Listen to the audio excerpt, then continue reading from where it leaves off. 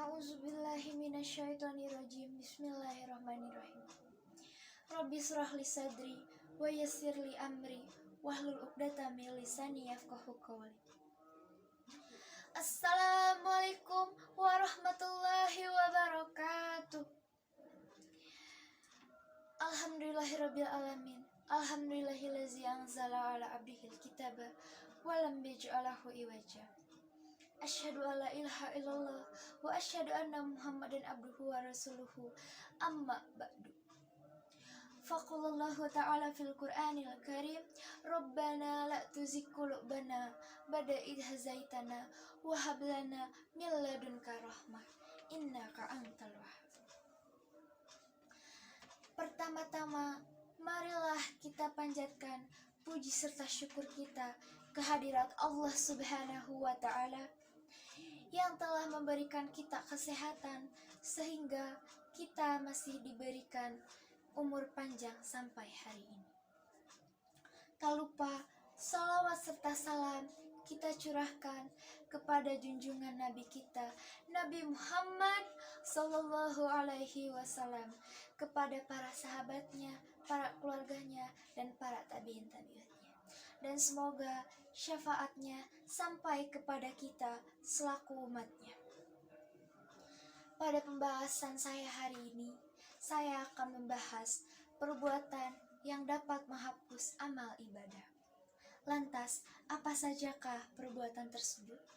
Yang pertama, syirik. Syirik diartikan sebagai menduakan Allah. Syirik termasuk dosa besar. Perbuatannya itu kadang ada yang disadari dan bahkan ada yang tidak disadari. Contoh dari syirik yang pertama, ketika kita beribadah kepada Allah tetapi kita masih mendatangi dukun. Yang kedua, ketika kita menjimatkan suatu benda. Yang ketiga, yang paling sering anak remaja lakukan, yaitu masih percaya kepada zodiak dan ramalan-ramalan lainnya. Allah Subhanahu wa ta'ala berfirman dalam Quran surah Az-Zumar ayat 65. Sungguh telah diwahyukan kepadamu dan kepada nabi-nabi sebelummu, dan sungguh janganlah engkau menyekutukan Allah.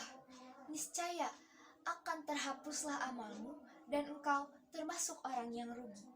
Yang kedua, murtad. Murtad yaitu keluarnya seseorang dari agama Allah.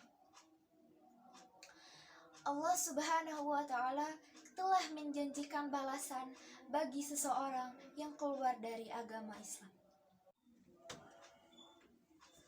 Allah Subhanahu wa ta'ala telah menjelaskan dalam Quran surah Al-Baqarah ayat 217 yang artinya, barang siapa keluar dari agamanya lalu dia mati dalam kekafiran, sungguh akan sia-sia amalnya di dunia dan di akhirat,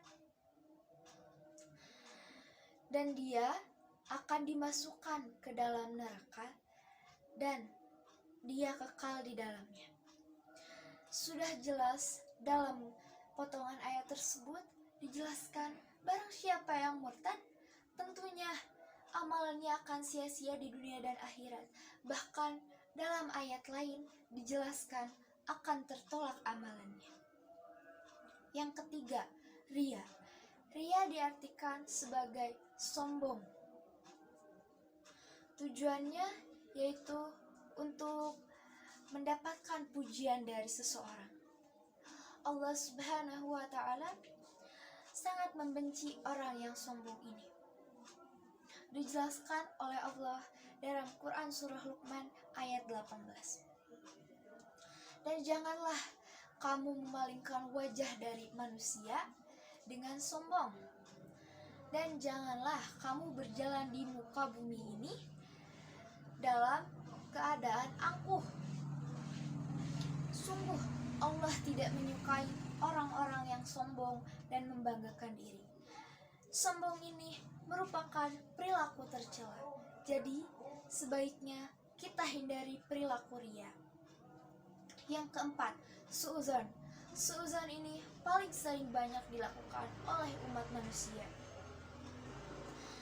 Bagaimana tidak, perbuatannya ini sangat tercela. Islam sendiri menghimbau umatnya untuk menjauhi perilaku tercela ini. Bahkan Nabi Muhammad SAW bersabda, orang mukmin yang paling sempurna keimanannya ialah yang paling baik akhlaknya. Hadis riwayat Tirmizi. Yang kelima, bersedekah tapi menyakiti hati penerimanya. Teman-temanku sekalian, ketika kita ingin bersedekah, niatkan dalam hati kita untuk mendapatkan ridho Allah Ta'ala. Jangan sampai sedekah kita ini bisa menyakiti hati penerimanya, bahkan kita mengungkit-ungkitnya sampai-sampai orang tersebut merasa direndahkan oleh kita. Sekian dari saya, mohon maaf bila ada kesalahan, karena kesalahan murni dari saya dan kebenaran hanya milik Allah Subhanahu wa Ta'ala.